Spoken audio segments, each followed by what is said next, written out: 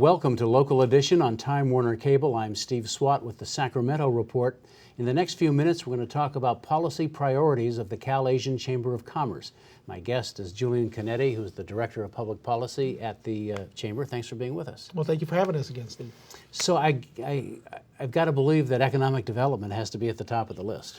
It's one of the major priorities. When you really think about it, everything in this state is tied to economic development. Right. When we talk about job creation, reduction in crime, contracting opportunities. At the end of the day, it all comes down to economic development within our communities here in California. And so you're obviously looking for greater levels of investment in the Asian Pacific Islander communities? Exactly. Everything from the contracting opportunities between government and corporate America in the area of procurement to greater investments in our communities to build better capacity for them to better serve their citizens as well. I know along those lines you have a summit, a big summit, an annual summit coming up in September, isn't it? September 18th down in Orange County. And that's going to be very beneficial to not only your members, but the guests who and not just the Asian businesses, but the entire small business community. I mean, one of the things we like doing at this annual summit is, of course, highlighting the successes of Asian business.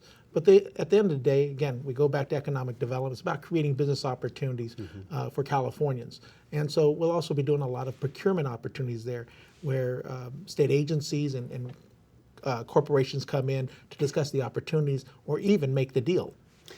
Has the state of California, for example, gotten better in making these procurement opportunities available to small businesses or ethnic businesses, things like that? Well, to the small business community in California, the past three governors have signed an executive order that says 25% of all state procurement needs to be done with small business.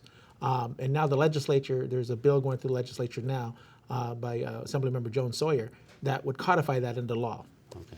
And the high-speed rail project, for example, which has begun, and it's obviously many billions of dollars, small businesses are getting at least 25% of that? Yeah, small businesses are getting a huge part of that. Now the fact that they have gotten that, now what we're focusing on is supplying supportive services to those small businesses so they could be successful in completing their contracts.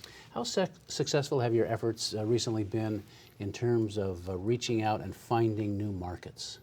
Well, I think, our international trade arm, we call it our global initiatives. This year, in a couple of weeks, they'll be going both to Japan and Korea on both a leadership and a trade mission. Combines both leadership, education, but a lot of egg products and promoting still California food products. And then in August, we'll be going back to China for, I believe it's the fourth time. Do you see an opening in Cuba now that Cuba is opening up? Definitely. I've had discussions with the Cuban delegations before, and this is something they've been preparing for years, that this day would come. So I think we see a lot of opportunities, again, huge opportunities for California's egg products, especially in the rice industry. Do you see that these trade missions that you take actually do bear fruit?